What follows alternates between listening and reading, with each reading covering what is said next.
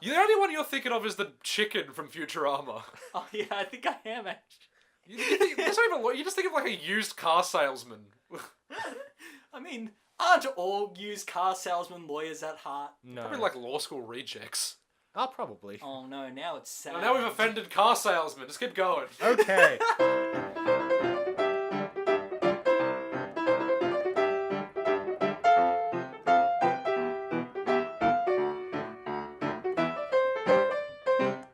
Dagwit.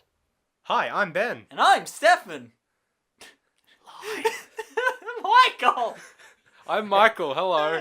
And we are Animating in threes. Michael didn't do it right. No, say anything. Which is the running theme of all of these introductions.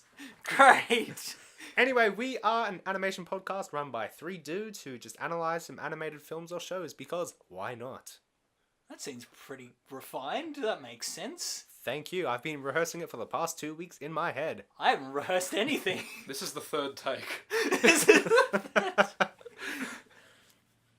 Yeah, so what we do is, as I said before, we just take an animated show or film and we analyze it from an animator's perspective. Apart from Michael, who is not an animator, but I think I said that in the first one when I'm just completely unqualified for Now it this. just has to keep being a running thing that we keep mentioning it, just in case people forget. I can talk about comic books if you want. No, you're banned from talking about comic books. they have nothing to do with animation, despite being like animation except for just in frames. Yeah. I mean, it's literally just animation, but without the exactly. movement. Actually, without the movement, which is the only Thing prerequisite of for animation. It's almost there. It's just missing the key bit. It's exactly the same, except entirely different.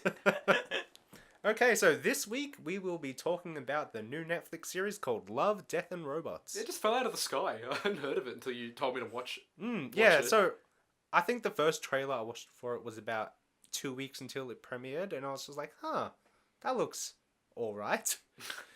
And I turned out to really like it, and what did you think, Michael? I for one, really liked Eat, Pray, Love. What are you talking about? It's 3 words, it makes sense.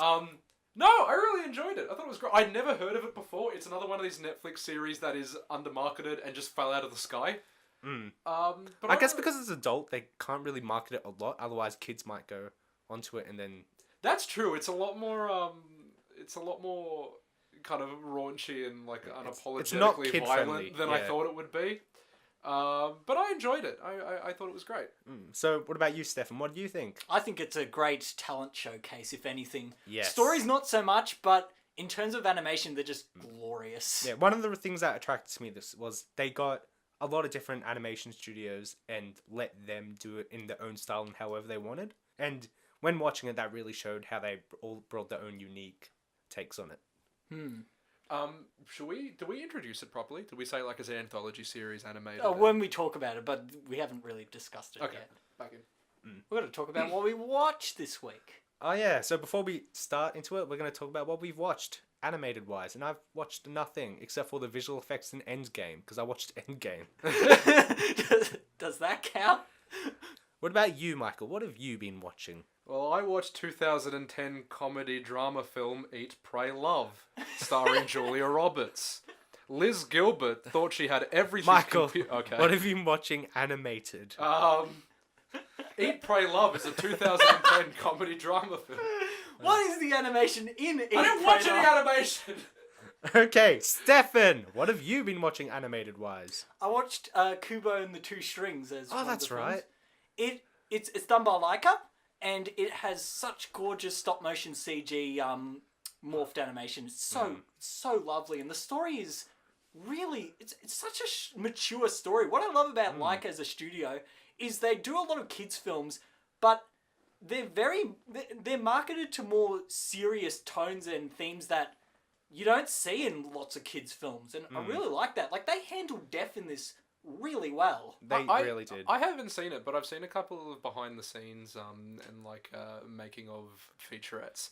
And I think there's one scene with like, have you seen it, Ben? Yes. I think there's one scene with like an enormous kind of monster thing. Enormous Yeah. skeleton. Have you seen the size of that? Like That is the biggest rigged model in stop motion yeah. history. Yeah, it's incredible. It's spectacular, and that scene itself feels so grand with that puppet. Like you can feel its scale, and I Yeah. think it works really well. Yeah, is Leica the studio that made this?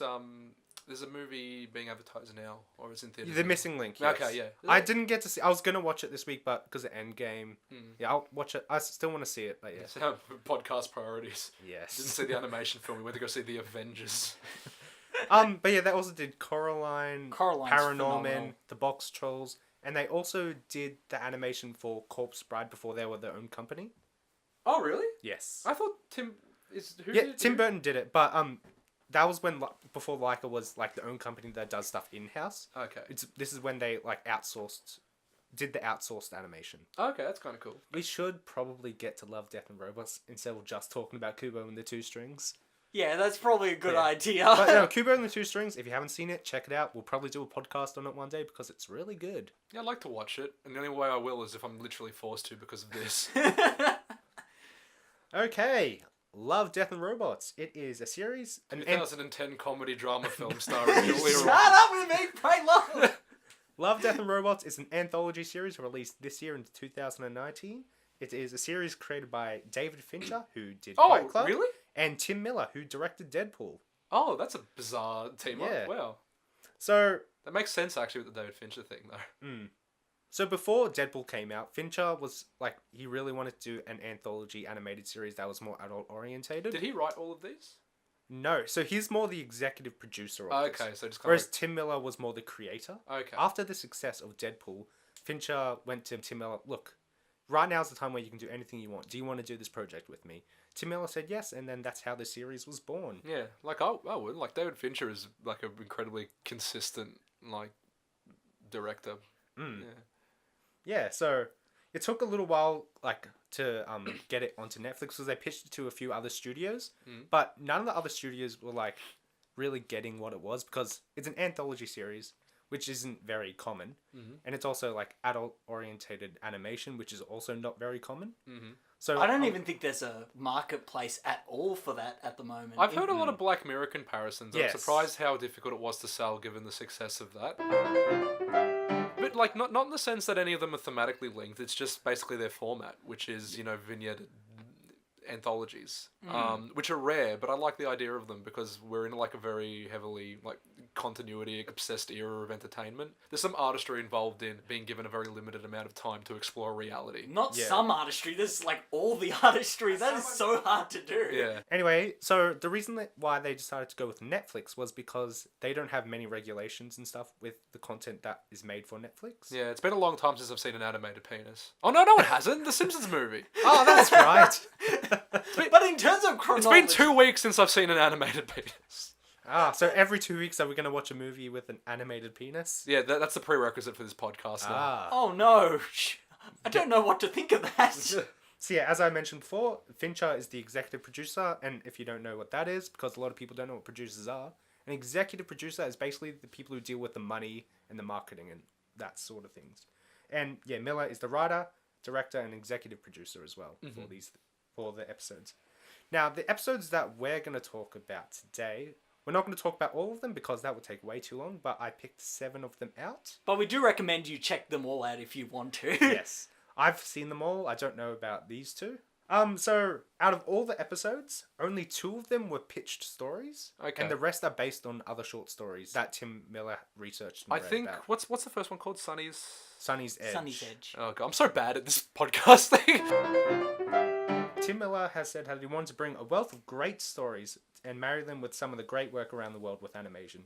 And do it for the adults because f*** the children. Is that actually what he said? Don't actually, that's not an instruction, don't do that. So the reason why I wanted to do something adult is because you don't really get to see that in animation because a lot of it is kid orientated these days. And Yeah. that's how it is perceived by the public as well. Especially in the West. Yes. As you watch the show, you can notice that each episode is very genre specific and it leans heavily into some of the tropes of that genre. Yeah.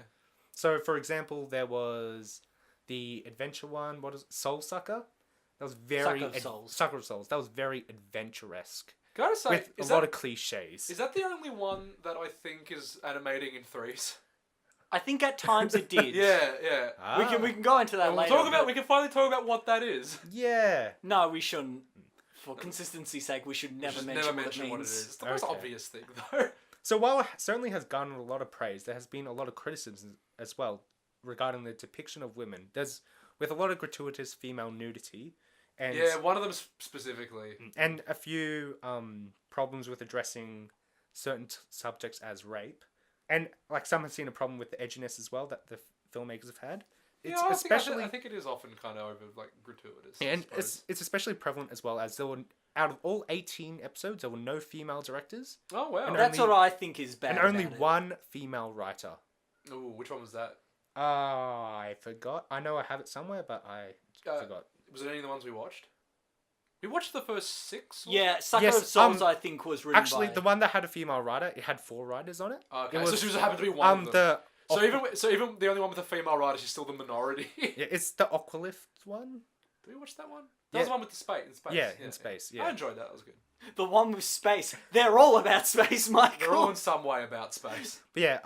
Also, before we go any further, I would like to mention that we will be touching on topics such as rape and abuse. So if they are things you don't really want to hear about, Oh, we this are might not be the vastly podcast. under-equipped for that. I know we are, but we will touch on it at Okay. least. Well, We'll try to do it in the most sensitive way. Yes, of we course. will. But yeah, if that we- triggers you or anything, just let Be you know. warned. Also, spoilers. Happy third Oh, yeah. episode, everyone. Yay! Yeah, and this will be a spoiler-filled podcast, so... But go watch it. Okay, let's go on to the first episode called Sonnie's Edge. This was directed by Dave Wilson, and I completely forgot to look up what these directors have directed as well, like other things. So, let's just say Dave Wilson. This was done by Blur Studios, and Blur Studios is actually... it was co-founded by Tim Miller, the series creator. Is this a new studio or is this the? Cause This is the one that did Deadpool. Oh really? Yeah, so Oh yeah, because Do you remember the leaked the footage? Deadpool test footage was completely CGI. yeah, and that was done by Blur Did Studios. they also make video game like cinematic Yes. trailers? Yeah, because this felt very much like that. Yeah. So Blur Studios, they have done cinematic trailers for all of the Arkham games I was except about for the to say first one. it looks like those. Yeah, Yes. yeah. It looks So like they the did- Arkham trailers. Yeah. And they've done a lot of other cinematics and trailers for other games. Mm-hmm. And they did all the space scenes from the cinematically impactful 2009 film Avatar. Oh, my favorite film. They also did the short film Go for Broke, which was nominated for an Academy Award in 2004. Oh, cool. Yeah. The short story was done by Peter F. Hamilton, and all of these stories were adapted by Philip Gillette. I think that's how to say their names. So if I say it wrong, it is Stefan's fault. Oh no! Looks like I'm gonna have to get one of those fancy big town lawyers. Oh no! The suspenders. The suspenders. I mean, if we cut out that previous lawyer bit, this isn't gonna make any sense. Keep it in, I need it. So, okay, so the story for this is, it's basically a revenge film done in 15 minutes where a woman decides to enter a sort of fight club with monsters in order to get revenge on the people who gang raped her. Such a fun topic! Yeah, it's... This was my least favorite one. Oh, really? Yeah. But I anyhow, quite liked it. Go with the story. It's really heavy. Like, there's not much you can really Yeah. say about the story. Yeah, because these are short anthology episodes, I'm just going to say the full story and then we'll get into the parts that we liked and didn't like story-wise and animation-wise and Yeah. all that. So, Sonnie is the protagonist. She decides to... What's a world setup? What do we... so this is like a very neo... It's like a cyberpunk, It's- like dystopian future. Except for, I've never seen cyberpunk like this, which is really cool. It's just, blacklight. Is it? Yeah, so all the, like, Because everything really... just felt grimy. all the cool lighting, like all the neon lighting, that was because of black lights and like stuff painted on everything. Oh, I didn't know that. Okay. Yeah, and I thought that was didn't a pick up really on that. I cool thought it was just detail. neon. Yeah. No, it's all just black lights, and I've never seen anything like that. This is gonna probably also be a controversial opinion because I know, again, we all know how difficult animation is, but this was my least favorite animation style out of all of them. Oh, okay, why is that? I think it's because we were talking about before. They do cinematic trailers for video games, and I just can't disassociate like video game cinematics with this like this style of animation. I don't know. Yeah, I didn't really.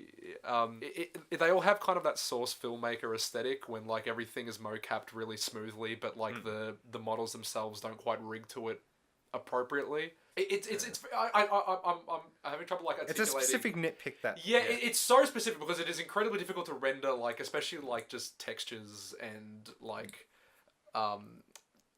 with like the photorealism that this short has specifically. I think beyond the is it Aquila Rift? Aquila Rift. Aquila Rift. That's the one. Had a similar problem. Yeah, it's a similar thing when I think it emulates real life to such an extent when I think it's almost redundant to animate it. Yeah. I actually agree with that. Because we always talk about animation and art is always an abstraction of reality, which that's the point of art. It's filtered through like an emotional prism. Like it's a reflection, an abstraction, and a refraction. But this is just a pure emulation, and I think it starts to kind of delve into that uncanny valley when it's difficult to emote with characters because they almost look photoreal, but not quite. And I think that's a huge problem with the Tequila Rift. The Aquila Rift. Tequila Rift. And this one. I think the ones that are more stylized, like Suits or something, which we'll get to, I think are more effective. I also think in general, short film animations work better with heavily stylized aesthetics. Because if it's super realistic, that just doesn't... Like, when you're watching a short film, you're expecting something different or stylized. Because that's just the genre of the short film. The second it looks super realistic, you're expecting it to be like a cinematic or a video game graphic, like Michael said. Yeah, I understand why it's done. It's kind of... Again, there's an artistry to utilising technology to that... extent. To that extent and making it that photorealistic. And it's also helpful with kind of seamlessly blending fantastical elements with real life elements. But at the same time, I think it sacrifices emotional resonance. Well, despite the problems you may have had with the animation itself, when I went into this not knowing anything about it, I was blown away with how good it looked, though. Oh, yeah, no. me too. Like, the aesthetic, Can we is very, very good. Yeah, we can emphasize it looks amazing. It's just this particular animation style I don't particularly respond Which to. is, I completely agree. Because when you motion capture stuff, sometimes it just reminds me of a game. Yeah, it does. It looks like a cinematic. That's why I immediately thought of the Arkham trailer. There's no surprise to me at all. Because there's a for those of you who don't know, I suppose there's a video game series based on Batman, and it has quite some well regarded cinematic trailers which are produced by the same studio, and it reminded me of that. Yeah. And So basically, the short goes. A young woman named Sonnie wants to get revenge on the people who raped her, so she gets this monster. Well, it seems that she gets this monster to fight the monsters that the people who raped her have and compete in underground monster fights. Yeah. But basically. Before this particular one, someone comes up to her and says... Sad Pokemon. Yep, sad Pokemon. And before this particular fight that we see a rich businessman coming up to her and say, look, I'll give you 500 grand if you lose this one. Because I think he was sponsoring the other guy. She said no because it's out of principle. She wants to beat the guy. I just felt like that was every underdog. A lot of these are very stuff. cliched. Yeah. Because to do like this level of detail and to adapt a short story. And all of these are about the world that they Yes. build. They're not specifically about... Well, they're not about the narrative. It's either a thematic deconstruction or just an exploration of a hyper reality. But I will say, as she walks away onto the elevator, it has one of my favorite visuals in this is where, as you see her feet walking on the ground, there's like blood and glass dripping from it. Yeah, I loved that. That was so cool. Reminded me of Such Akira going back to the first week. Yeah. And then it did like that twist with the camera. It did that as well when it was describing her backstory of being raped. So it really got the idea that she came from like that sort of terrible origin, and then the camera pans up to what she is now. So that was a very good scene. A very good visualization of what was being told. Okay.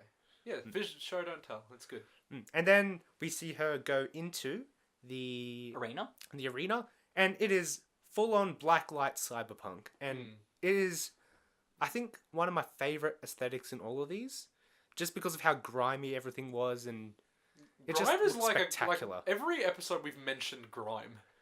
Yeah, You notice we've always mentioned griminess. I think it's important because, like for example, the prequels for Star Wars, they don't have grime, which They're makes so their clean. aesthetic not as great as they could be. Yeah, this is one of my main problems with with a lot of sci-fi is that there's kind of this natural tendency or like this inclination to make everything very clean And brand new. luminous. Technology isn't like that. No. So they enter the arena, and then you see that Sonnie has his clip in her head.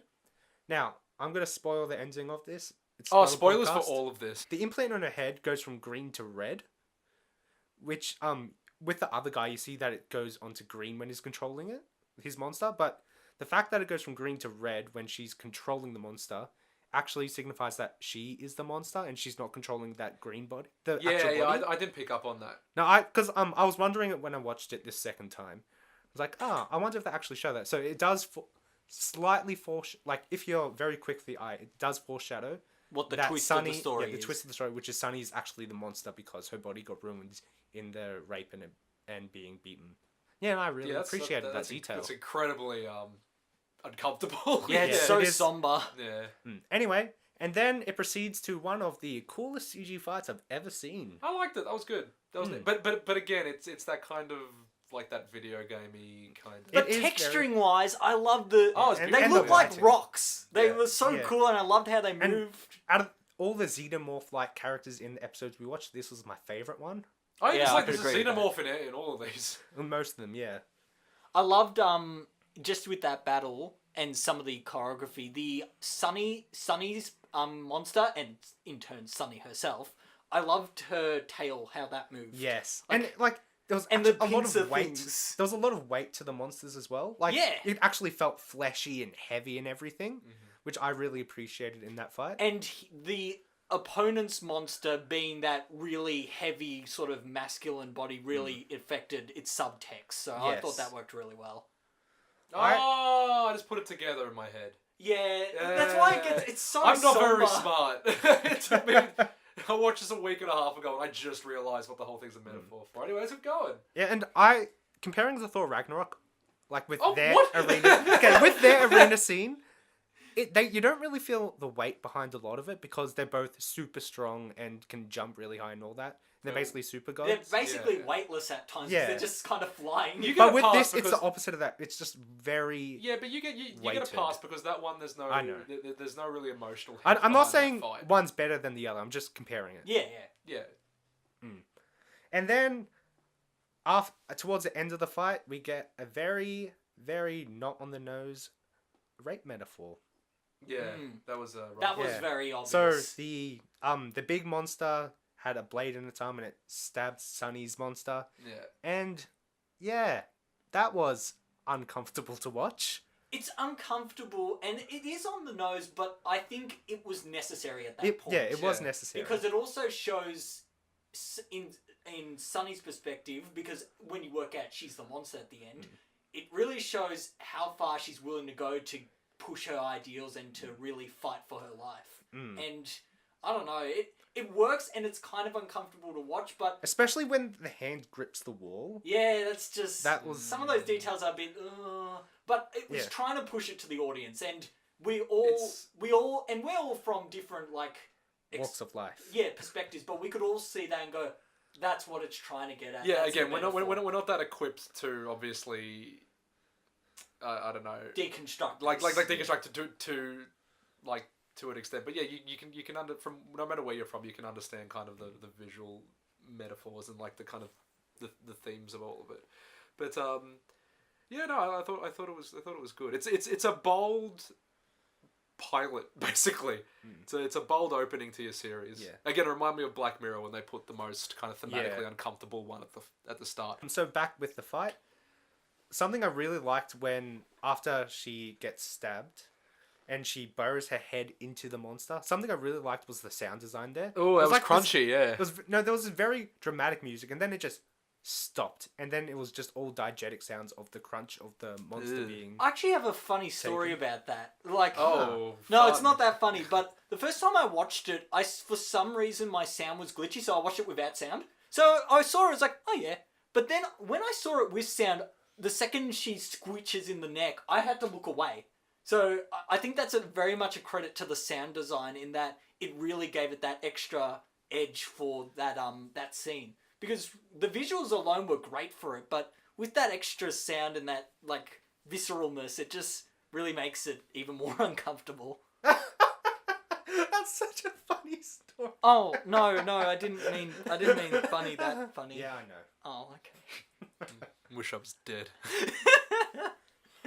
And then after the fight, there is this awkward It's not awkward seduct. It's just awkward to watch.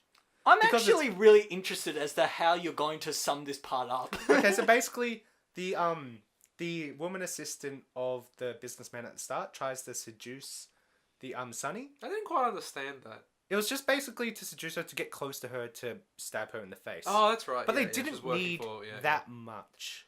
Yeah, They well, could have just done like a kiss and Yeah, then that's the one thing when I think like it just went a bit too overboard. Yeah, I don't know. I understand why kind of over sexualization is in these kind of things, but at the same time, like it can be distracting, and I think this kind of towed that line. Yeah. And then it probably also didn't need the very excessive head bashing of Sonnie either. Yeah, that was uncomfortable. Mm. Yeah, but yeah, then you find out that That made the twist more satisfying. Yeah, but then you find out the body is basically just like a disposable surrogate for her own consciousness. Yeah, which we find out is in the monster, and I thought that was actually a Yeah, really she great goes, twist. Oogity boogity. The end. And then, yeah, as the monster, she kills the two. Okay, so Is this a short story? Is this one based on a short yeah, it's story? based on a short story by, I mentioned it before, Peter F. Hamilton. Okay. I swear I listened. So though. there's a writer from, I forgot what website, but her name is Abby Robinson, and I think she makes a very good point about Sonnie's Edge. She said, it's a story where gang rape is exploited as a plot device, which outright refuses to engage with the topic in a responsible or intelligent way. And she also notes that it could have been That's more true. nuanced and meaningful. That's true. I think. This is one of the episodes, Yeah. as well as The Witness Yeah. and Good Hunting, where they really could have gotten Which one's Good Hunting? the last animated one, 2D animated one. The The one with the Japanese one, fox. the Chinese one. Yeah. They they're all really kinda could like have gotten that, aren't a they? Yeah. female perspective I on reckon these. they Yeah. had to. They should, but Because they don't. with all of these, like with those three, Yeah, it's I think about I women consider being that. victimized. Yeah, but it's always used as a plot propellant. Yeah, and And it's it's always always- a revenge. yeah, it's always revenge, and it's like a male perspective of it, like of a woman was abused, better act out in violence instead of doing it Yeah, in a more nuanced way. it reminds me of the entire. Have you guys ever heard of the woman in the fridge trope? No. It's basically just a blanket term given to any time the death or abuse of a woman is used as basically the catalyst for a plot or for like the male protagonist of the story to propel the plot forward. Yeah, it's Yeah. And I get these are short stories, so you can't do a lot. But But, the fact that No, they but, all... but at the same time, I didn't really consider that. But yeah, I think you're right. They do lack that female Nuance. perspective. Yeah. And it feels like they go, especially some of the later ones, they go out of their way to really emphasize the female form. Almost suggestive and trying to make it sensual, despite Yeah, the it's- fact it's trying to be anti that message. Like, Especially the what was that like that time loop one called? that was The Witness. Yeah, that one especially felt particularly like exploitative. oh Yes. yeah, especially in that midpoint. I actually had to skip. Okay, Yeah, we'll get to that. we'll get to that, Okay. But, okay, so overall, what do you guys think of this episode? I know you were like... It was yeah. okay. I liked it. I liked it fine. I thought it was again. I think it tackles its subject matter without with less tact than I think you should utilize. When, But it when wasn't producing something like this. necessarily terrible. But I don't think it was bad. It is a what's it called? It is a good. It's a good introduction to the series and how it's going to play out. Yeah, I think so. It kind of tells you everything you need to know about it. I think it's one of the more brutal ones. Yes, Again, it is. they do like play their trump card right at the start. But yeah, I think it's a good technological like display. So, to rate this, how much love, death, and robots is in it? I reckon There was there's a bit of love. not that much love. There's a lot of death. It's a lot of death, but and not there's much robots either. That's me Yeah, ranking you have them a how point, much there's love, no death, and robots. Yeah. Well, there's non-consensual love. There's a lot of death, but there's no robots. So it's got 1 out of 3. So it's rates a 1 out of 1.5. 1.5 out of 3. I'd give it 1 Julia Roberts. Julia. Okay, so let's... Wait. Ah, I okay. want to say my thoughts. Oh, that's on right, this. sorry. As Michael said, I do like it as a series opener, and I also like thematically how it presents itself as a narrative. So it starts with its cyberpunk, which makes you know that, okay, this series is going to be about sci-fi. It's noir. It's very serious. It's talking about this rape metaphor. So again, okay, this is going to be very heavy, these themes. But then it has that little twist at the end where you find out she's the monster, and that gives it a bit of quirkiness. Like, I thought it was just going to end miserable and just have her dead, and I thought, oh wow, that's dark. But then the second reveal she was the monster, I thought, okay, I get what the series is trying to get at here. So and a lot of the episodes played out like this, where it'd have this very serious lore, it'd set it up in a way that the audience grows to understand it, and then at the end they'll twist it in a way where you think, oh, I didn't know the world could bend to this. Actually, some criticism about the show as well is about how most of the episodes do have that twist at the end. Yeah, but some it people works don't like for it. it. Yeah, I think it works because it just adds that interesting, like, at the start of every episode, you're like, okay, where is this going to lead to? What is going to be the twist? And like that anticipation, I really like.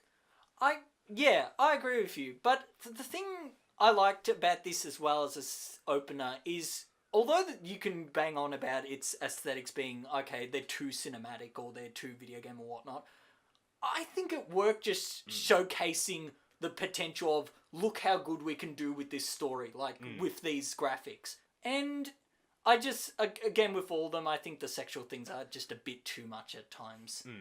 What about you, Ben? What did you think of it? It's a very good opening, as we've all said now. And yeah, and I really liked, it's not my favourite, but it is up there with the ones that I liked. Yeah. Purely because it blew me away with how good the animation was. Because when I went into it, I didn't know anything about it, really. Yeah, they're almost vehicles just to kind of it's present like an animation style. It's like The Lion King. It's a tech demo. Okay, so let's get on to Stefan's favourite, which is called 3 Robots. Oh, thank God. This one's so nice. We can actually talk about this one. This one's a lot less dangerous to discuss. There's not a lot to say about this. This one I don't think is a showcase, like a technological This one showcase. This one was very Simpsons-esque, where there's a lot of vignetted storytelling in it. Yeah, like little moments. Yeah. So basically, this story is about 3 robots who decide to travel to a post-apocalyptic Earth where there are no humans, well, no alive humans, and they take a vacation looking at everything and looking at all the wreckage and all the dead people and stuff. This episode is the equivalent of putting "Here Comes the Sun" after She's So Heavy on the Abbey Road. It's such a specific thing. Yeah, it's that idea of putting like a gleeful thematic like repose after a really heavy and like emotionally draining story. Yeah, chronologically, this episode was episode 2, so this was right after Sonnie's battle. Yeah. Sonnie's Edge. Have you listened to Abbey Road, where she's so like, I want you, like she's so heavy. It's just like this lethargic, like this angry kind of droning guitar with a solo that goes for 8 minutes, and then you flip the record over. It's like, here comes the sun. 3 robots. You've already pretty much described the story. That's the story. Yeah, and but I love it. It was so fun. Great. It's light. It's got great humor. Like, the humor is so on point. The voices they got. I know for a fact the little baby monitor robot.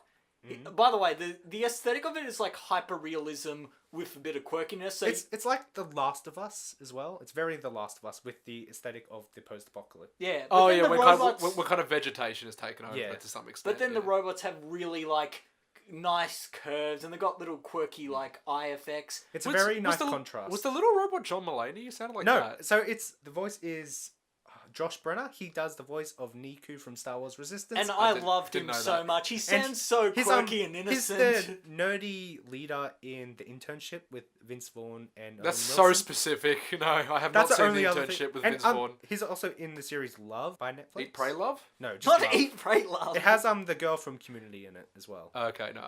Okay, well, I've seen he's a very nerd type actor, like cast type as a nerd or awkward outcast. Yeah. I liked his voice. I thought it was fun. He was great in it. And the other 3 characters, like as like a trio, they work so well. Like, you got the little quirky, enthusiastic one. You got the big, cool-looking one who's like, "Why are we doing this? We've been to one city. They're all the same." And then you have the deadpan. You have the GLaDOS cynic, and she is amazing. She looked like the robot from Interstellar. She reminded did, me of yeah. that. She did remind me of that too. Yeah. Just a bit about the episode. So it was directed by 2 people, Victor Maldonado and Alfred Torres. Sorry if you said your names wrong. I definitely said the first one wrong. There is no way in hell they are listening to this. It's done by Blow Studios, who does a mix of advertisements, post-production work, and short films. Based in Spain. It as felt well. like that. It felt like a car insurance commercial, like that kind of animation. The story's by John Scalzi, and another adaptation as well. Oh, adaptation. Adaptation. Fine, whatever. Podcast is over. Good night. But yeah, so it's just a lot of humor, and they introduced the stinger towards the middle with the cat. It's just light. It's a nice light one where I think I read that the guy who plays the dad from Rick and Morty. Yeah, he does the cat's voice at the end. We find out the cats took over the world or something like that. Yeah, because they got given opposable thumbs so they could open up cans of tuna by themselves. Yeah, and after that, Again, this has the twist thing where it was building up to this big speech about like society having destroyed itself, and then it just has the twist of, oh no, the cats destroyed humanity. Yeah, you think I think that was fun. You think they're gonna go somewhere? Yeah, it's one of those. Yeah, it's a little subversion after something that's kind of, no matter how potentially tactless it was, something that was quite thematically heavy, and then you get something like this when you think it's almost going to be a cautionary tale, and they just sideline. It's like, nah, it's for the cats. Yep. I loved it. The humor was so on point. I could watch this, and it was the one that whenever I would talk about I Saw Love and Death and Robots, it was the first one I would talk about. I think from what like the brief kind of responses I read online, I think it's a fan favorite. It's the most. I think it's the point people start to enjoy, like people know that they're going to enjoy the series going forward. It's like it's not all just terrible, horrible stuff happening. There's some light parts. No, there's light stuff. Yeah.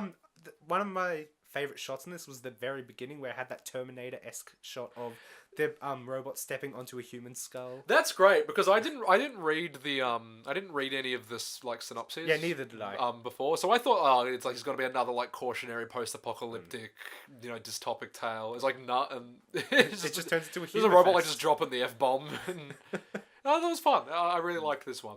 Go watch it. I mean, we just spoiled it, but watch it anyway.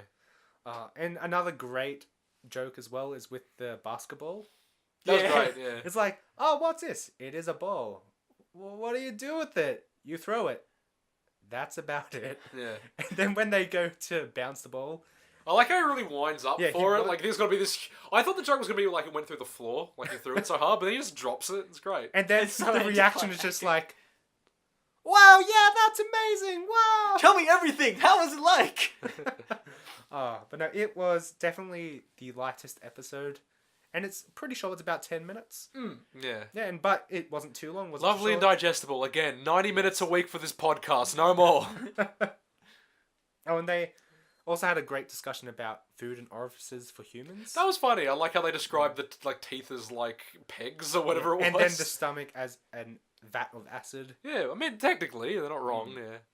But no, good episode. Liked it. What's the next one? I love the aesthetics. It was great. So, yeah. And I like how it showed how one of the robots was the descendant of an Xbox or whatever, yeah. Yeah, that was a cool little thing. That was bizarre, yeah. It makes sense. I didn't quite understand the natural trajectory of, like, Microsoft started making, like, military androids or whatever he was. That's going to be in 2 years. Yeah. Yeah. And then how the small bot reveals he was a baby monitor, but he I love sucked at that his job. joke. Yeah, I like how, they're basically, like, visiting, like, the birthplace of their ancestors. Yeah. I thought that was funny. Did they ever explain what the pyramid one was? No. But they didn't really need... It just looked like a futuristic bot. Yeah, yeah. And I really liked how that moved as well. Yeah, they had their unique way of moving, which is... Yeah, yeah. Okay. Liked it. What's the next one? So the next one is The Witness, which is one of the more controversial ones. Yeah. Oh, is it actually controversial? Yes. Just with the female nudity. Okay. Okay, so this was directed and written, so an original one, by Albert Mielgo. It's done by Pinkman.tv Animation. And I think they're an Asian country. Their website is not good at all, so I couldn't really get much. But I did find out they did work on Tron Uprising. Was that the movie or the show? I think that was the show. Yeah, I don't know. And they also did the Gorillaz MTV live show. So the plot basically is a woman looks across the street and she looks at a man killing a woman that looks almost exactly like her. And then she runs from the man. The woman looks almost exactly like her. It is. The woman is... No, as in, like, I thought you said the man looks like her. Oh, no, sorry. The woman who he killed looks like her. Yeah. So yeah. then she basically runs around for 10 minutes, including going to a job and doing a striptease, and then going back and then killing the man, and then it's a loop where the man sees her killing a man that looks like him, and then assumably after that it cuts, but assumably it just keeps happening as a loop. I'm upset that you just did a summary for The Witness without saying witnesses throughout that entire summary. That's so disappointing. Well, you know what? A woman witnesses a death to which she has witnessed and therefore runs away from the witnessed death. That's how I would have said it. There you go. Well, this is Listen why to you're not the Stefan's host, Stefan. Yeah, so visually, this I really like. One of my favourites. This is probably the most impressed I've ever been by animation, to the point when I had to Google it because I wasn't sure if they just used like photo reference or were like merging like real life footage with animation. Wait, are you... Is this... I didn't think it was too realistic. No, Some of it was really... There was multiple point. Like at the start, I thought like they're stylized to an extent, and I think they removed frames, so it almost looks like stop motion at some point. But there's some bits like there's that like erotic dance in the middle. Yes. That I thought was live action. I thought was footage. Yeah, because some of that footage was in the trailers for that dance, and in the trailer I also thought it was a live action dance. Yeah. There's just a way they render lighting in this that is like so photorealistic. Yeah, again to the extent when I thought it was stock footage mixed with you know, like drawn over. Like if it was like just lightly rotoscope, because I thought maybe it was like reference footage with some light outlining. But then to hear that the entire thing is completely CGI, it completely blew me away. So what this style is, if you haven't seen this for some reason and you're listening, is it's basically realism except for the hair and the toon outlines on everything. Yeah. And there were a few effects on moments. top. Yeah, like it's very Into the Spider-Verse. I think from what I remember, it was the same initial production studio as Spider-Man Into the Spider-Verse, but then they left the project early into production. Okay. Yeah. Because there's a lot of little comic book like dot matrix kind of like aesthetic sensibilities in it. When like someone will hit something or a door slam or something, and you get that little like. Yeah. But unlike Into the Spider-Verse, instead of having like that comic grain over it, it had film grain. Yeah. To make it more filmy. Which is weird why you get the little comic sound effects like splashes whenever they hit something. Yeah. But it's very Into the Spider-Verse, and I was very impressed with the animation and like the movements were a lot better than into the Aquila Rift one and Sonnie's Edge as well. Yeah. They were more stylized. But yeah, I think again like it should be like reality abstraction. Yeah. And this definitely does that. Yeah. This was like just a descent into madness. It was like a David Lynch film. It was insane. Yeah, what I liked about it is we compare it to Spider-Verse, but Spider-Verse's aesthetic with how it plays with that comic bookness is that it does it for playfulness. This did it for madness and chaotic. Yes. Like the first opening shot is like this weird smear of just orange over a face, and it's so bizarre. And it goes so quickly you don't even see it. And it really sets the tone that whatever you're in, it's not a nice place to live. Yeah. I reread the synopsis and it says something like it takes place in kind of like a surreal, nightmarish city. And I think It did that's seem like like because that. all the buildings were so gigantic and towering. Yeah, it's kind of like labyrinthian as well. Like you get the and like it's almost like a nightmare when you get the idea like the city's infrastructure looks like it has a very high like population density, which reminds me I think it is based on like Hong Kong or something like that. But there's just nobody in the street. Yeah. And it does feel like a nightmare, just like the like that constant terror of being followed and no one being around to help kind of thing. What I wrote about this one, seemingly a lot on the notes, is I really liked the asymmetry and composition of everything. Like everything was never a clean angle. It'd be at a Dutch angle, or it'd be at like if it was in a car, instead of looking at the person straight on, it'd be like under the seat, and it was just. It felt so bizarre and really created that world so well. Like, I just loved it. Except for that weird... the middle section. Yeah, the controversial part is the fact that the only visible woman in this, and in actually a lot of these shorts, is that she is a sex worker, assumably. Yeah, I just And- realised that's a quite consistent theme. Yeah, across all which of is these. a criticism on the show that a lot of the women have something to do with sex as their job. Yeah, yeah, And while it's very well animated, there's a very, very graphic striptease. I skipped it entirely. Yes. I had to. Like, there was no thematic relevance to it. There was no point to it. It just felt like it was just... yeah. A lot of it feels gratuitous for just. Yes, it is very gratuitous. And there's also a lot of criticism where the male chasing her, he goes into that club, but he doesn't get naked as well. So Yeah, it's like, exactly. Oh, why does a woman have to be naked and the man has to be fully clothed? At that stage, it's double standard, and that just gets annoying to watch. Yeah. Especially nowadays with those sort of issues being very prevalent, you've got to be careful with how you manage it in a short film. Like, I feel those sort of aspects is what stops these little animations from being really great. Yeah. Because they become less like, oh, look at this animation, because you become weary about, yeah, but it's got that weird middle section that's just a bit... Yeah, especially like in a world where Black Mirror already exists. Some of the best episodes of Black Mirror, like White Bear, are like use kind of like female abuse as like a core theme, and which I think explores it very well. Yeah, it's just weird to get something like that seems almost like a step backwards in that regard. But I think most Black Mirror episodes are written by Charlie Brooker anyway. So again, that's it's not entirely. These seem to be doing a it good example. purely for edge. Like, Yeah, it's like, look how serious we are. We have like all these serious tones and rape and stuff. Yeah, yeah, which is a shame because you want to get to the point when like you want this feels like something when you want animation to be viewed as like a mature vessel for storytelling. But it and, went and yeah, too immature in the maturity. yeah, exactly. It still comes off as that kind of like that video gamey. Well, this is an industry that hasn't quite grown up or matured to the extent that it can be considered high art. Here's a quote from the Rolling Stones' David Fear. He says that it looks and plays like a toxic cutscene from old PlayStation games. All of them, or the Witness specifically? Just overall in general. Yeah, yeah. Look, I enjoyed the series on a whole, but I'd be lying if I said these criticisms aren't valid to some extent. Yeah, it's very subjective. All of this, including our discussion of it. But yeah, we're just bringing up a lot of these things. But we could say, just if we were looking at it just aesthetic wise, this short was pretty out there. Like, this was phenomenal.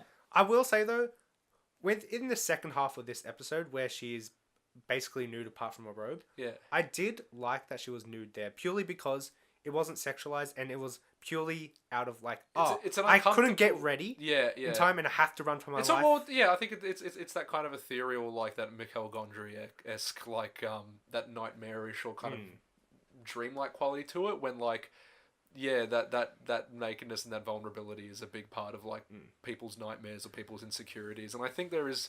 Unlike some other episodes, there is some thematic relevance to that. Yeah, but at the same time, I think there's too much of it. I think it Yes. lingers too long to the It point does. when it can be misconstrued as sexualized. Exactly. Yeah, there's a couple of missteps, but on the whole, I think this is an okay episode. I think again, it's almost like a lot of these. It's almost just a technical achievement. And this could also almost be a silent film as well. Like the I think dialogue. I think it should have been. Yeah, the dialogue in it is not important at all. No, It's even when it very is, visual-based. even when it feels again, I don't want to overuse this word, but it feels exploitative. Like I think a lot of the dialogue is so kind of like almost trashy that it kind of I think it does the short itself a disservice, because that Mobius strip style of time loops having kind of this bounce back between love and death, but no robots in this one. Yeah. Oh yeah. Also, 3 robots. A lot of robots. There weren't any robots in this one. No, in the robots one. Oh yeah, there was a lot of robots in the previous one. Yeah, but not much love and death. Not much love. Oh, there was love. There was Okay. such a I think good you'd group find of there is friends. quite a lot of death in that. Though. Oh yeah, but it didn't show people dying or anything. Okay, we'll rate that. So 3 robots is 2 out of 3 love added. Love, It's death, 3 out of robots. 3 robots, 0 out of 3 love, and 8 billion out of 3 death. Yep. And this one, The Witness, is 3.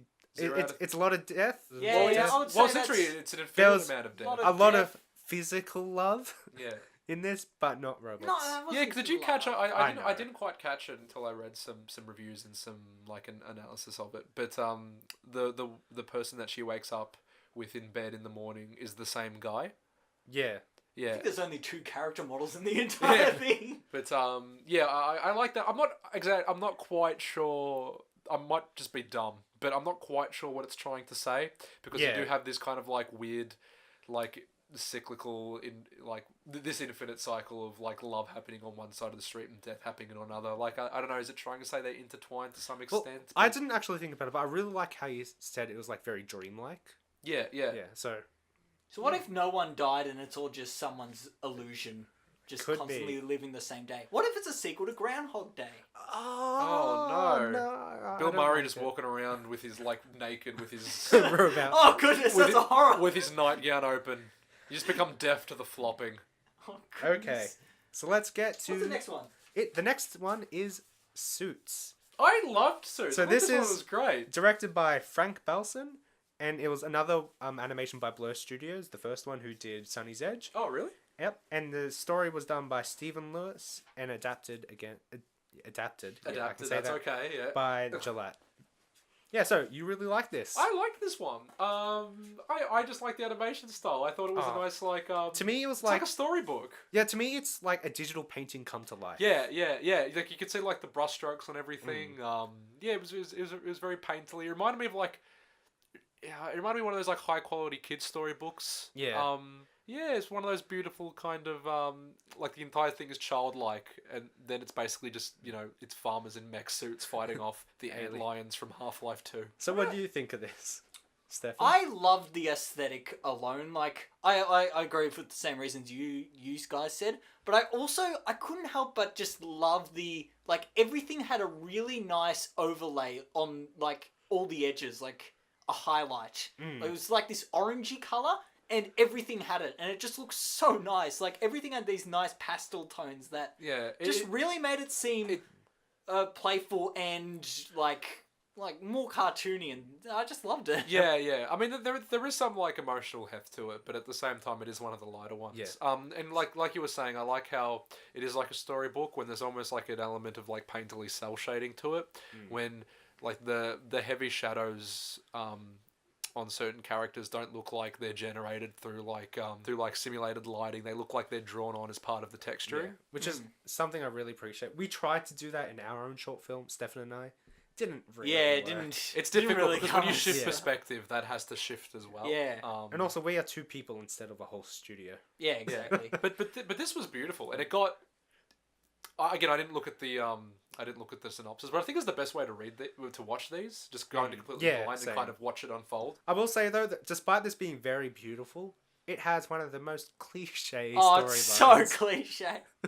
So it's Got the basically heroic sacrifice and it's- everything. it's aliens invading a farmland and the farmers fight back, but this time in mech suits. Yeah. And then at the end you find out, the farmers are the invaders instead of the aliens. Ooh. Again, It's good, but it's very all cliche. these are showcases for animation. Like Yeah. everything else is a framework to hang the world onto. And yeah, I liked the contrast with like this like rural America kind of like hometown boy kind of country bumpkin stuff. That just contrasted with like this giant sci-fi mech story. I really liked that. I thought that was fun. It was very It fun to had like watch. likable looking characters as Yeah. well. Like each one, like their look is like you can extrapolate some form of their personality. Just from the way Characters they were look. way more endearing than some of the Yes. others Yeah, in yeah, the they're all- series. they're all They had a lot nice. of good chemistry as well, which Yeah. I didn't expect going into this one. Yeah, and again, I guess not always, but there is that element where like it is like the male centric thing again. When like the two protagonists are like the guys and the wives kind of stay at home. Yeah, but there was at least But at least the there is old one lady that calms down, but and yeah. they also did like the women didn't just stay home though. They also contributed by setting up that big laser and fighting off. oh the yeah, aliens coming into the farm. they contribute, but it's Yeah. it's But less it- direct or yeah, active. It's like in the way you would see in like a 90s action film. Look, Yeah. it's better. The female representation in this is better than It's better in The the sense that it Witness and- exists. yeah. Yeah, it's really sad when you say it like that, but it's true. Yeah. But I love like the rocket this. effects. Whenever they fired Yes. a rocket, it had like 2D effects of the clouds like That was great. exploding. That was so cool. it's a very good marrying of 2D and 3D combined. And Michael, it had one of your favorite things with the aliens coming down the cliff, like the wildebeest. Oh, that's my Yes. favorite thing. It looked. I loved it. That was actually like, a really You had good the shot. giant portal, and then it has like Yeah. a worm's eye view, is it called? Yeah. From the mechs, and you just see this wave of aliens coming down. They go, oh shit. Oh, brother. What I hate about that is they keep saying, "Oh, we need backup," and like, there's no backup. Like, they just never show up. There's 4 of them, and also as it progressed, they kind of had this real like lackadaisical approach to dealing with them, because like he just shot like one of them and then was like, okay, time to go home. So is just one of them like the normal amount that usually breaches? I'm guessing a small herd. Because they didn't really even seem to panic with like when the billion of them came out. Like, and then again, they had like this real kind of passive reaction to death as well. Like they didn't seem like they were taking the situation all that seriously. Well, I guess, especially when like they it kind of settles in that they're about to sacrifice themselves, and they're all just like, "Oh, I'm bloody nice knowing you, matey potato." That's exactly how they sounded. Yeah, it's exactly how these Middle America farmers sound. But yeah, and then it's kind of explained at the end why they have such like this relaxed approach to trauma. I was thinking of Pacific Rim when I thought like the aliens were coming through like a dimensional breach, and then at the end it's revealed that they're on an alien planet surrounded by kind of like this force field dome. If you're gonna go there, you're gonna expect to die at any moment. Yeah, and that's kind of the reason they have a much more kind of accepting reaction to death and sacrifice, is because it's expected at that point. But yeah, we don't really know how the universe got to that point, or like why the world is in the state that we it's don't in. really But need to know. I kind of liked. I'm a sucker for like huge recontextualizations in like the last second of stories. Yeah, but it was just a fun, pulpy action film. Yeah, this one's fun. It's the most closely kind of tied. Again, it's a nice Three Robots. palate cleanser from The Witness. Yeah, again, it's a George Harrison song after a really long, sad "She's So Heavy." Yeah. So, what's next? The next one is Sucker of Souls, the first 2D one. It's that we awesome. watched. Yeah. Oh, and it was partially animated in 3s from what we can tell. Yes. Okay, so this Stefan. one was directed by Owen Sullivan, and it was done by Studio La Cachette, and they're a Parisian-based studio, and they've just done a few short films that is similar to this aesthetic. Yeah. I like the aesthetic. It reminded me of like not to sound crass or anything, but it reminded me of kind of like student animation. Like that, it's well, like that, it does. The other short films on their website is very student animation like. Yeah. In a good way. No. It's the best example of it possible. Like, it's incredibly professional, but yeah, at the same time, it has that kind of it's an aesthetic choice, but it also can be viewed as kind of like a cost cutting thing when a very few connecting frames are animated. There's a lot of emphasis put on key frames, but actual movement is quite choppy. Stefan, do you want to explain what animating in 3s is, finally? Why me? I'm not very good at it. Oh well, so animation done on 24 frames per second. Animating on 3s is basically you animate every third frame as opposed to the usual every 1 frame or the occasional every 2 frames. So it gives it a very like jolted movement, and usually you do it if you want to hold on particular actions or make it seem a bit more stylized. But this had like a lot of the action seemed to be animated like that, if not less frames. Like, it was incredibly choppy, but at the same time, that is the aesthetic they go for when it's almost like this paper mache cardboard cutout aesthetic. I'll just mention the last credit. Sorry. Oh, sorry. Sorry. We skipped The the short introduction. story. The short story was written by Kirsten Cross. Yeah, and what you've been saying is really good. And to me, it just reminded me of like a visual novel come to life.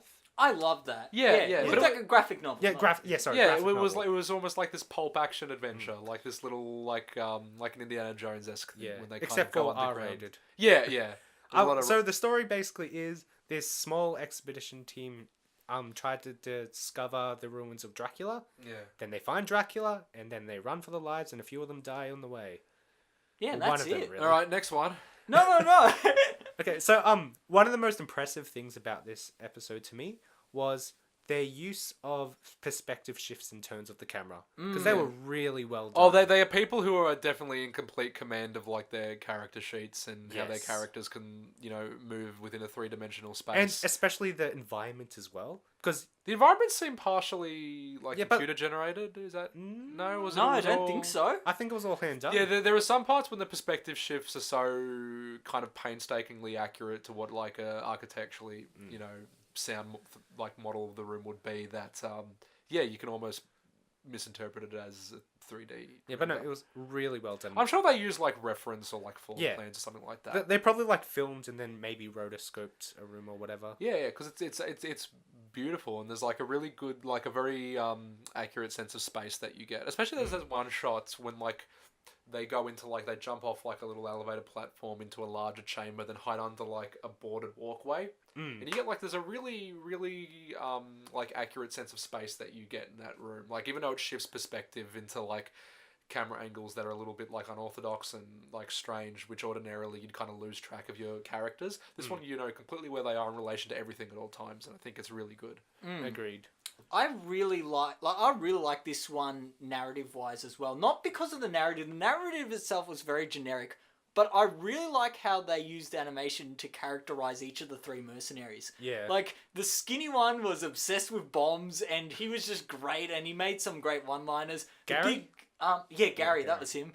And the big guy, I don't know, it was such an animation thing to do, to have the twist being that these Draculas are scared of cats, and then having the big burly guy just holding a cat out. That was a against funny the visual, Draculas. Like, yeah. there's such a great visual gag, and it just made me think this serious, like, it was dark, it had dark tones, it was almost monochromatic, but just to see a cat being held in this monochromatic tone, this very serious piece, just made it seem so funny and quirky. It really was fun. Touching on the monochromaticness, one of the shots I really liked was when Dracula killed that little guy researcher. Oh, the first And it's like so violent. Yeah, I know, but Oh, that like it was was so horrifying. Like, there were blues throughout it, but then like with the red piercing throughout the screen of the blood, I thought that was really visually How much interesting. blood even fit in that guy? Who I know. knows? I mean, I kind of enjoyed it for how over the top it was, but especially the bit when like he kind of like tears him in half or something like that, and then it he just plops. in yeah, half. just like it's like this wall of paint just like splatters against like the main guy. It was great.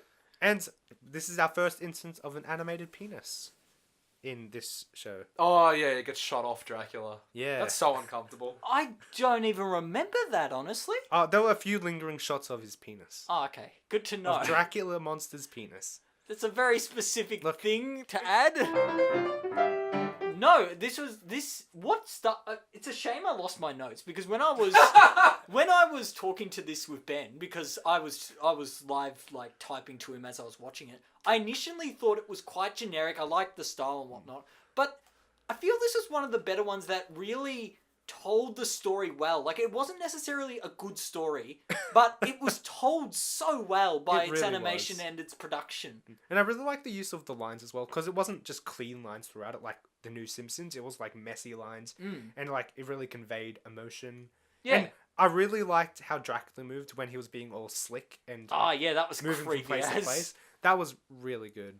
But again, I hated this for the simple reason as the ending did that thing that all the other shorts do, where instead of ending it or ending the story, they go, "Oh, we'll just do a twist and have it that there's lots of Dracula." It's like, that is such a fallback ending. It's like, how do we end this? Just put them in a cave with a bunch of them and just fade to black. It's like, okay, I guess. I would have liked to see, like, I don't know, maybe like light comes from a tunnel and then all these cats just come through and then the cats just get them all out. I don't know. They should have built on the cats thing. The cat was a good selling point. Like, even the thumbnail for that Netflix short was him holding the cat, and I think that was perfect. We missed out on it last time, but we'll do both of them. So, how Love, Death and Robots is Suits. What? How'd Love Death? Remember we're rating it. Okay, Love. I would say that is There's a a lot love. of love in that one. Lot of Death. Yes, and not a And robots. there's a lot of robots. This This is- is 3 out of 3. It's the only Suits one is that the- has both love, death, and robots. Yep, All that three is the of most those. Love, Death and Robots. So it's probably the best one. Yeah. to be Yeah, honest. well, by default, obviously. So what's this one? This one has not really much love. No. There's camaraderie, sure, but Yeah, not a lot of I already love. forgot which one we were talking about. The The Sack of- Dracula one. The Dracula Sack of one. Souls. It's got no robots. No. It's got a lot of death. Yeah. That's Okay, so it's about a 1.5 out of 3. 1.5 Love, Death and Robots. So far, Okay. Suits has the top spot. Ah, yes. Wasn't even my favourite one, but it's right up there. I think Suits was my favourite. Okay. We'll say it at the end. Actually, no, we'll keep going. Okay, the next one The is... last one? The last one is Good Hunting, but the second last one. When did I all my was notes on the go? tequila. Yeah, Shot. tequila. No, beyond the Aquila Rift. Okay. Or what I always thought it was until last week. Beyond the Aquila Rift. Aqua. It sounds like something. Yeah. But no, beyond the Aquila Rift. Okay, so this was directed by Maxime Leo and Leon Burrell, and they also wrote it along with Dominique Boyden and Remy Kozira. However, it's also a short story based on Alastair Reynolds' work, and again, This one felt adapted like by Gillette. one of those one of these high concept sci-fi. Yeah. So the studio who did it was Unit Image, who was also co-founded by Maxime Leo. Do they as do well. video game trailers as well? They do. They do everything from games, ads, general animation, 3D facial scans, and general special Okay, the effects. facial The face scans scans you make could sense tell. to me. Okay, and Yeah. one of the most recent things they did, which is something that I remember because it's just so cool. They did an ad for Disneyland where it's these ducks walking along a path and they see a poster for Donald Duck in a magazine or something. And then one of the ducks decides to chase that poster, and it just goes throughout the wind until it leads all the ducks to Disneyland. Okay, that's kind of cute. Yeah. Have you seen it? No, that sounds like an incredible weather-based And coincidence. it's With the base. it is, but it's really like well animated and rendered. Oh. I'll show you guys. Is after. it live action mixed with CGI ducks? No, it's just CGI. Oh, nice. Mm. Yeah, but again, the CGI in this, while like a technical achievement, it's got that uncanny valley effect. When this may as well have been light out. This may as Well, I have can't been even live say. action. I can't even say it. May as well have been It live should have action. been I will live say- action. For all the characters, the best rendered character was the female. Mm. She looked so realistic in so many of the There's something shots. about the way they render hair, but I think the way they render hair in this almost has like too much weight, like it's too flowy. There's something about simulating physics in animation that isn't quite there. It always feels artificial. Yeah. But this was incredibly impressive, but at the same time, you're choosing kind of like you're choosing visual cohesion over emotional resonance. I'm going to take the controversial bold statement here and say this was the boringest one. Really? I could barely sit through this. I think there is some merit to that, Yeah. but at the same time, I think the idea behind it is the most kind of frightening and interesting. Yeah, I would agree with that. It had a great idea, Or especially at the the most end, like kind of cosmically frightening, not like yeah. but it was so boring. And there was a 5-minute sex scene. I didn't care. Again. Okay, I want to touch on that sex scene because I actually have a paragraph about it. Oh, Did of I course you skipped do. it? I didn't see it. Did you just skip all the? I don't see the point of it. So, apparently, this is the first time a proper studio, a visual effects studio, has created a sex scene. Good on them. So they had no idea how to approach it. So it was very challenging, and making it was the opposite of sexy because there's these guys in mocap suits trying to be sexy with each other, and then like fake pouring stuff on each other. And it was at 8 a.m. as well, and it didn't have any alcohol to get into the mood either. Quickly, we need more 70s jazz. And like with the hands on the back gripping, like her hands gripping his back, that was really hard to do as well because you had to get like That was an incredible shot, Yeah. actually. That was you had to get like the right amount of hands going into the back and the scratches and the red 'cause marks and everything. It needs to kind of contort and like the flesh needs to be somewhat malleable, Yeah. or it has to really appear And malleable. yeah, just getting that much that physical touching with each other, like not really has it been done in animation where people are that intimate with each other. Like usually it's like maybe a hug or a high five and stuff like that, but not that intimate. One of those high five, but like a real sexy one. How do you do that exactly? I don't know. You just play Careless Whisper in the background and you do it slowly. To be fair, if you play Careless Whisper behind anything, it kind of seems that. But in comparison, I did not like that sex scene. It was just, I didn't find it interesting. Like, I compare it to the technical achievement in Blade Runner 2049. 49. That scene where he's hugging the two... I haven't seen it. Oh, there's two Oh, but characters. they They have that kind blend of- over each other. Yeah, they have that layering Okay. effect. That was phenomenal. You just look at that, and even if the context seems a bit creepy, you look at it and go, "This is just you're it's beautiful. mesmerized." Whereas this, I was just like, "Okay, where does it end? Where does it end?" No, Honestly, like yeah, but- it does go on for a bit too long, I will say. with Blade Runner, it's different because there is kind of like a unique kind of visual flair to it. Well, this is just Yeah, just trying to recreate Yeah, something. Yeah. And there isn't enough emotional connection to even make you like. It happens like 2 minutes into the thing. Well, yeah. Again, Yeah. it's a short Also- film in a sci-fi universe that isn't particularly interesting. Except for like Yeah, the twist. the cosmic horror at the end. But I will say though that the main guy just looked like a mix between Hugh Jackman and Joel from The Last of Us. yeah, it's just did, that thing when it's actually. just like 30-year-old guy with brown hair, like every video game protagonist. Yeah. So, what did you think of the ending? Okay, so the ending was we didn't even explain the story. Oh, what's the story of the this story thing? is these group of space truckers, like they're pretty much space truckers as well. They were transporting stuff, weren't they? Yeah, no, I mean they're technically space truckers. I thought you were talking more about the aesthetic, which again No. it's that too clean sci-fi. This one is a bit too clean, but yeah. So apart from his beard, that's the only non-clean thing. So it's basically space truckers need to get somewhere, but then their truck goes off course and they end up many light years away, and then they bang into the main protagonist's ex, who has the space station. Then the two bang it out, and then they find out. You were just wanting to make that pun, didn't you? Yes. And then they have this, like, oh, you're not telling me everything, are you? Then she goes, yeah, I'm actually this really creepy alien who's keeping you on Lovecraftian here. monster, yeah.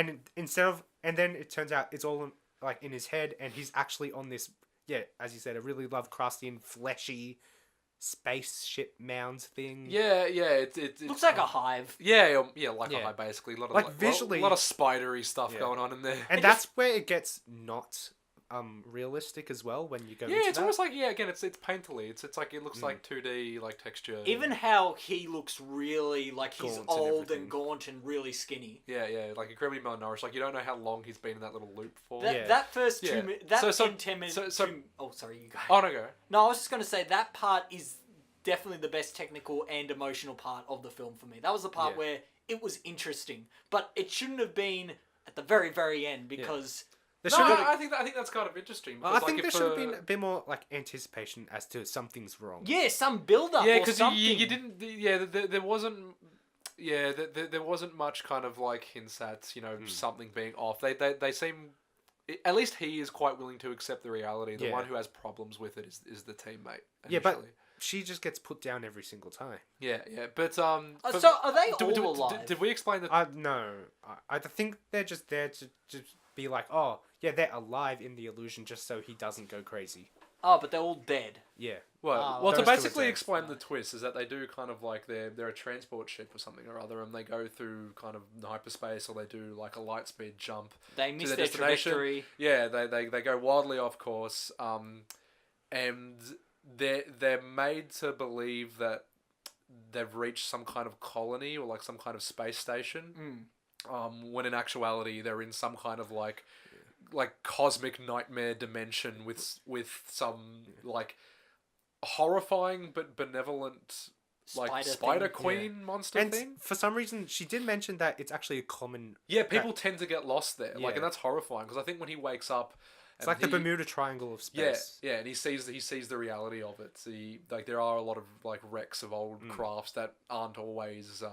I think the speculation that a lot of them they're the first human beings to be stuck there, but there's always some kind of sentient life form that goes wildly off course and gets stuck in whatever dimension that is. But no, I think that's really interesting because it's like it deals with again, they're cliched sci-fi concepts, but they are incredibly interesting sci-fi concepts. Just that nature of, it's also there's an element of like this was explored in the Matrix as well, like where, if you found out that your comfortable reality was a lie, would you be willing to abandon it to learn the truth, even though the truth might be completely like cosmically incomprehensible to you.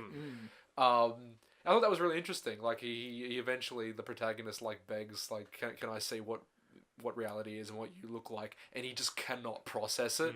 And he looks like he's much older within reality, so you get you can kind of infer that the twist is that she's shown him reality multiple times and he can't accept it. And How is he still alive? Is what I want to know. I don't know. I think he's being just kept alive by all the things encapsulating him. Like, all So the he doesn't have any tentacles and- food. I think He's she just- can nourish him to yeah. some extent, like psychically or whatever. But I don't know, it's not really important. I think that the thing is that like he's just stuck in this endless loop of like like a very light kind of meaningless sexual gratification with someone he used to know, slowly learning about the artificial nature of his reality, leaving it, being unable to comprehend reality, and then being launched back into the loop again.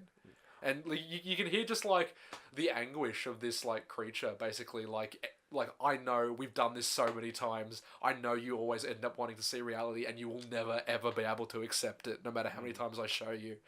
Yeah, I got some more, but do you want us to talk?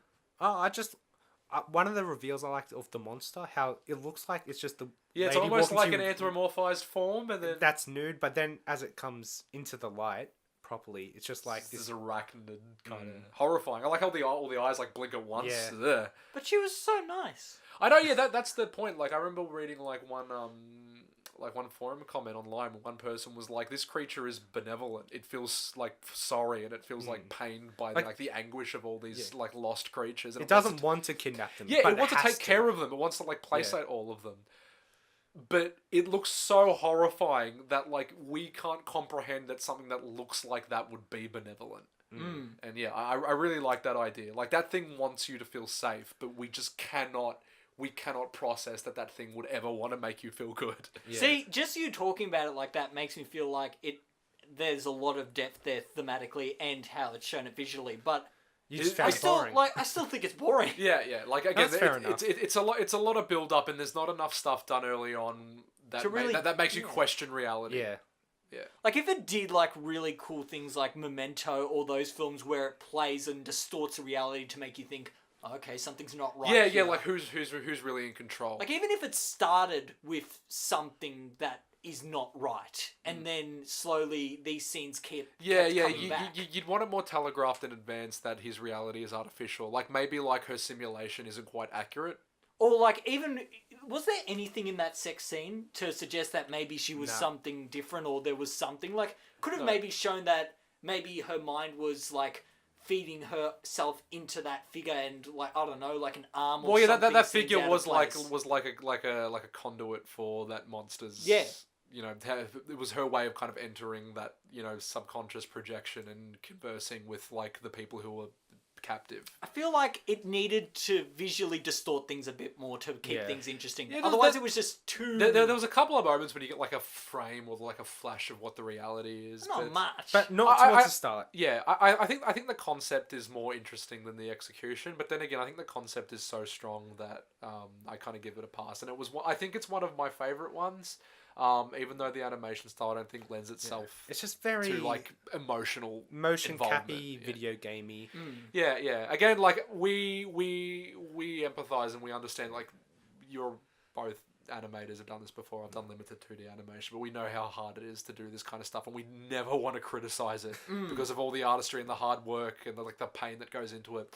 But at the same time, I think like if you're going to emulate reality to this extent, while it's a useful tool to better this technology and to refine it, I think you just might as well do live action if you're going to do this. Yeah. Yeah. Except the alien, we can all agree the Alien Queen looked amazing. Yeah. It's like we had an old art teacher, Stefan, who we won't name, but who incredibly nice guy, incredibly talented artist and musician, but at the same time he had like this kind of comical disdain for like hyperrealism in art. Like, he used to see like pencil drawings that used to try and like emulate reality. Basically, he was a big proponent of like art as abstraction and like emotional response. Yeah. And just whenever he saw hyperrealism, it's like, we invented the camera 150 years ago. Like, while this isn't like, the only purpose it serves is just like a showcase for showing skill. off. Yeah, it's a showcase for skill, and that's not to put down anyone who can draw like that. No, not at all. It is an incredible skill. But yeah, a lot of artistry comes from emotional reflection and response. So I wish they had either done something more stylized or just had filmed it live action, because there's not a lot in this that you couldn't have been filmed. Okay. But I enjoyed that one. How many Love, Death and Robots was this? Okay, Potentially infinite amount of death. There was a lot of love. And, a lot of love. There's a lot of death. but not robots. Not Oh, really robots. I mean, robots could have got lost. So there that's before. 2 out of 3 on that scale. That seems very inconsistent. And Okay. Next one. So the Which I'm last pretty one. sure this one also has all 3. Yes. Yeah. So this is the last one we'll be talking about. We're gonna skip the yogurt one, even though that was pretty funny. There's not much to it. It's just there isn't much to yogurt. it. It's just It's just really distracting when you just hear Maurice LaMarche talk for 6 minutes. okay. So this one's called Good Hunting. It is Good Will directed by Hunting? no. Sorry. It's directed by Oliver Thomas, and it's done by Red Dog Culture House, who've done then animation production specialist, and they've done work for Voltron, the new Voltron series, and Overwatch, and they are in the Republic of Korea. There is so much to talk about this. We'll go with just Yeah. the summary, but this is... the story's by Ken Liu. Mm. The only short story book I know he's written is a Star Wars book called The Legends of Luke Skywalker. It's meant to be just about, here's some legends about him that may or may not be true. So this was my favorite out of all of them. Really? I really loved it with like the gorgeous 2D animation. Like this is mostly 2D animated, and I Yeah. really like the story. And again, I would have thought this would be it's- something you'd like, Stefan. This is another revenge one Yeah. where it could have benefited with having a female perspective, but I think That it is was my still problem done with it. well enough. And like, Yeah, there's a bit of... but It's a the bit too opening, much. the opening act is amazing. I think, I think all of it's amazing. It's just certain things it just does too much. which I think is a valid criticism as well. But for me, I don't have much of a problem with it personally. Yeah. But just before you go into the story, it has 2 really strong characters. They have a really strong emotional link. It has this really strong subtext, the lore behind it, and how it subtextualizes technology growing into this it's this organic world Yeah. that believes in magic, but then it turns into this technological, very sterile place. I is like that. Gorgeous. There's like an element of like particular like British colonialism. Yeah. Too. So- I think it's great. To touch on that, we'll just do Yeah, we'll the go story. with the story first. So basically, it's about this little boy who, with his father, is hunting down these magical creatures in China. So they're these seductress type fox morphing creatures, and as we find out, he befriends a younger one, the little boy, and then he finds out, they're not seducing them. It's just the people falling in love with them, but then they're demonizing them because they're monsters, in air quotes.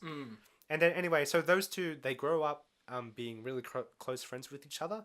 And then there's the colonialism of the British Empire. And then this is where the themes really start kicking in for me, where you see that they're kind of overtaking China, and with all they're their technology and exploiting stuff. them. They're Yeah. exploiting them. really And they're perverting them, which is Yeah. a very strong theme in it, to a point where they literally suck out all the magic from the land. So the woman, she Yeah, isn't I able enjoyed to that, yeah. she isn't able to transform into a fox anymore. That is so clever. Like, that is next level in terms of And how they then told so that. she has to turn to prostitution in order to survive. And Yeah, that's where it and that's just where goes it- downhill, doesn't it? Yeah, so that's No, another but one. of those I love problems. that idea. Yeah. That literally the technology takes away like the magic. That's great. And then because they're perverting the land of China so much that they literally strip her of her body and turn her into a robot, Yeah. like a sex robot. And then she decides she wants to get revenge. And then the boy who grew up, he turned into Like a mechanic? mechanic, and then a creator of automata, Automata, which are like little which are robotic automatic I like that word. robots. Yeah. Yeah. And then little so steampunky animals. with his skills, he turns her into an automata who can transform into a robotic human, into a robotic fox, and get revenge. Can I The first end. talk about this? No. Because- Oh. No, sorry. yeah, sure, go ahead. No, this was marvelous in terms of its execution. It's 2D animation, especially when it looks at all the technical drawings and how they make these little robots. They are so good. Like, So good. I know that Ben would really love how technical they get with all those robotics. But story-wise, it is very much... Michael said before how they used the woman sex to just as a plot device. Yeah. Yeah. In this, it is so painfully done where it's just like, this story would have been such a beautiful and somber reflective piece without that. You could have told that gorgeous relationship between the boy and the girl without that. It didn't need it. So like, she it was could've clear still- enough. She still could have turned to a robot, but not without having to It have could it have been sexualized. it could have been slavery. Like Yeah. it could have been, oh, we need you to do this thing, so we've got to turn you into a robot because that's the best thing. It's like it didn't have to be a sexual thing.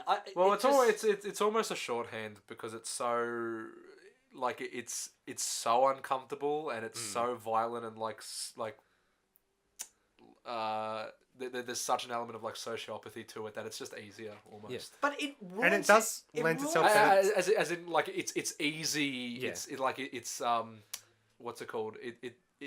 It makes you very easily uncomfortable. Yeah. And it also does portray that perversion of the natural lands as well. But I do get it's a metaphor. that it is very full on. Yeah. For me personally, it ruins the really beautiful moments. Like my favorite shot of it, despite all the gorgeous animation parts, is the very end shot where she's on the balcony and he's looking up at her and he says something like "good hunting," which is obviously the name of the thing. But that shot is gorgeous. Like It's just a nice small moment. It's a good small moment, but it would have been so. I would have really loved it without all the sexual. You don't need it. Like, well, let's it's talk about obvious. the opening scene then, which is some sexual elements, but not really. Not as much, yeah. So that opening fight sequence was so well choreographed, it's so and it's good. so fluid. And yeah, the animators on that did such a great job. This is 2D animation Yes. just being 2D animation. It's something that 3D cannot even... It can't live up to it. Like, not live up. It can't recreate it Yeah. in I think that the little manner. steampunk things were 3D. Yeah, 3D they were. assets, Yeah. But like towards the start, it's just 2D, and then the relationship that he like when the young woman first turns into like from a fox into a woman. I didn't expect it to be like she's obviously a pup. She does mention she's a pup, but she's also a fully grown woman. I thought that was a bit Because no, that's in the Japanese culture. weird. Yeah, I don't know much about this. So. Oh no, it's like those creatures, or Chinese culture. Sorry, those creatures are born as a grown woman. Okay. And then that's how they stay for the rest of their lives. That's why I liked how they handled that, because she remains that. Yeah. Whereas he slowly grows Ages, up and yeah. you see him. And at the end he looks really cool. He's got like does. the cool hair, he's got But a bit of a beard. something I really liked was when they transformed, they didn't transform with clothes. Because every time that happens, like in Harry Potter, with Transfiguration, when like McGonagall turns into a cat and then transforms back. Like, I'm not saying I don't want her to not have the clothes, but she has the clothes, and to me that doesn't make sense. But with this, it makes sense that they don't have the clothes. That was the only time they handled the Nudity really well. Because it well, wasn't sexualized, because really. I know anime have done it in a way where if they go, oh, and this fox girl will turn into a normal girl. It's like, oh, okay, we'll make her really naked and really sexualize her. Why? Because she's naked. We need to sexualize her. Whereas this was naked without being sexualized. And that was, if it stopped there, I'd be like, yep, perfect. I have no quarries with this. But then it's like, oh, let's show her naked. Let's show her dress and up everything. And where she's nude and getting cut, like her limbs cut off, that was really... Why did it need to show that? Like, why? It didn't need to show that. But having that made it really cathartic for her to rip the jaw off that guy who was seducing her. No, that was Or not raping enough. her. That was not I enough. know. She needed to rip off like 20 of those guys' jaws at the same time. Michael, I don't like the look you're giving me. Okay, Michael, you Yeah, haven't for like said... 10 minutes, I just like sat back and just like watched you fight. Okay, it out. what do you want to say about this, Michael? That's good. Screw you! Ah! But yeah, and so as the new Western technology comes into this land, you can see that it's like 3D elements being brought in, which I thought was really clever That was way. so clever. And yeah, the world turns into this really, as Michael said, a steampunk world as well, where it's like old-fashioned but also really technically advanced. And also, steampunk, as we know, originated from British colonialism. That was where steampunk and the whole idea of cogs and whatnot came from. So, to really see that contrast visually, it is so clever. Like, I was looking at that and thought, this visually, as a visual narrative, it works so well. And that's like, yeah, all the themes and the visualization and everything. That's why this is my favorite one. And it didn't need to say that it was a story about exploitation and the loss of cultural identity. It was so obvious through its visuals. And that's why I didn't... Yeah. Yeah, of course. Yeah, I really enjoyed this one. And it had love with the two mutual friends. It Oh, wasn't a romantic love, I would say. No, it wasn't. It was just like more of a friendship. Or brother and sister type love. I think that worked well. Yeah. Can we go back to Michael's opinion? Okay. He just said it was good. Is there anything else you want to say? Anything else? Nah. Okay. Did you like it? I liked it. I thought it was good. Yeah, I think I don't know. I don't know much about Eastern culture. Neither do I. So I don't either. Sorry. I don't think I'm like that equipped to talk about it. If that makes sense. Look, I'm half Thai, so I'm the most. Equipped. Yeah. So I'm just But like even I feel weird talking about it. Yeah. Like you have like there's some kind of familial relationship with that. Like again, it's not the same culture. No, But it's closer than I've never am. been out of Australia. Yeah. Okay. But yeah, you can identify when it's segregation. Yeah. And No, when yeah, it's no, that. I understood like the colonialism metaphor. I like how like the British position themselves on like the top of that like that mount. It's meant to be kind of like this sanctimonious heavenly place, but it's just like this like it's so like authoritarian and just like imposing. And I liked all that stuff. That stuff There's even that small moment when he's like fixing the train, and that British guy goes, "Oh, you did pretty well for a Chinaman." Yeah. I did like how it showed how the British viewed themselves as these higher up guys when they weren't the civilized ones, despite them thinking they were. Yeah. But yeah, it had a lot of love, and A sometimes lot of robots. a lot of robots or automata, and a lot in death. So this, Oh, it's 3 out of 3. yeah, 3 out of 3 love, death, and robots. This is as good as Suits. Suits in this one. Yep. Except for this was actually my favorite, and none of us had Suits as our favorite. So, yeah. And that is Love, Death, and Robots for the 7 episodes that we watched. So not really even half of them, to be honest. No. Okay, so what are your final thoughts on the series as a whole? It really resonated with me. I really I resonated with Elizabeth Gilbert's journey. Oh my goodness! About love, death, and robots, not Eat, Pray, and Love. I really thought I could get more into that before you called me out. No. Have you even seen Eat, Pray, Love? No, of course not. Why do you want to keep mentioning it then? Okay, Stefan, what we are didn't your... even get past his guy. Look, it's not gonna. It's not gonna happen. So what did you think of Love, Death, and Robots overall? Okay, a spectacular technical achievement. There's some really, really great studios just showing off all they can do, and I really love that.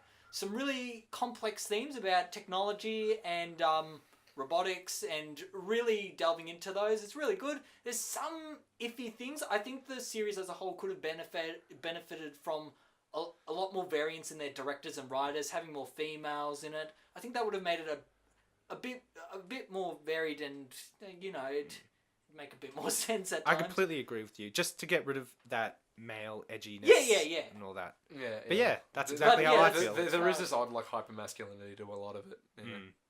But yeah, I would recommend it. But yeah, again, there's a few iffy subjects in there that if you don't want to deal with that, it's a skip. But yeah, otherwise, I would watch it. And yeah, get Netflix. Yeah. Not sponsored, I hope. Well, maybe one day. Probably not. What's Netflix? I'm sure it has an incredible selection of Julia Roberts movies. Look, it probably does. Look, I'm on Netflix right now. Let's look up Julia Roberts. Julia Roberts. Next week, Eat, Pray, Love. But really What badly Julia Roberts animated. movies are on Netflix, Ben? So, there is Julie and Julia. What? It's actually a movie called Julie and Julia, starring Julia There's Roberts. a movie called Mother's Day, Stepmom, Valentine's Day, Easy Money, The Pelican Brief, Pelican. Mirror Mirror, The Holiday, Morning Glory, 28 Days, Catch and Release, and yeah. So in P.S. I Love conclusion, we You. recommend all of these movies. I don't think Eat, Pray, and Love is on But here. the only way we can get Michael to watch him is if we condense them all into a 90-minute supercut. Okay, so this is the end of the podcast. What's next week? Who's Oh, going to I'm in charge of next week, aren't I? Yeah. I've got a doozy for you guys, and it fits within Michael's criteria of 90 minutes. Just cut that out. Let's get going. It has to be 90 minutes long, Stefan. It is 90 minutes. It's a short mini-series, an OVA series called, don't know if you guys have heard of this, FLCL. It's called Furly Kuri. Wow. Okay. Is this anime? Is this an anime? Yeah, it's an anime. Okay. And How am I going to watch this? I'll give you the DVDs. Okay, thank you. This is the first season. It was really popular in the West, really made its debut on Adult Swim, Okay. and I think it'll be a great Oh. one to analyse because half of the time, it's only 6 episodes, I guarantee you will not understand what's even 90 going minutes. on. No, it's a minute. It's a minute. Hey, look, whenever we do Over the Garden Wall, that's 110. I'm watching to the minutes. 90-minute mark. And I'm turning So it you off. miss out the last 2 episodes. Yep, then I'm turning it off. If you and against over 90 minutes. It's my arbitrary set of constraints. For Okay, being so on this podcast. an anime series called Yeah. FL. FLCL. Okay. Okay. Fully coolly. Fully cool. This will be the first anime series I've ever watched. Apart from that one episode It's of a Yu-Gi-Oh. Yu-Gi-Oh. It's a short one, though. 2005. Yeah. Yeah, and we'd like to thank you all for listening to us ramble on about Love, Death, and Robots, and I hope that we will see you next week. Yeah. Except the second episode, which is releasing 3 weeks late because I edited it really badly. Look. Oh, yeah, that too. Yeah, we're sorry about last week. The Simpsons episode 1, my asthma was playing up, and then the audio just went bad. Ugh. No, I stuffed it up. Bye! Okay, we'll see you next time. Bye! Bye. Yeah, We really need to think of something to do that's a bit better. Just goodbye, goodbye. Hello, goodbye!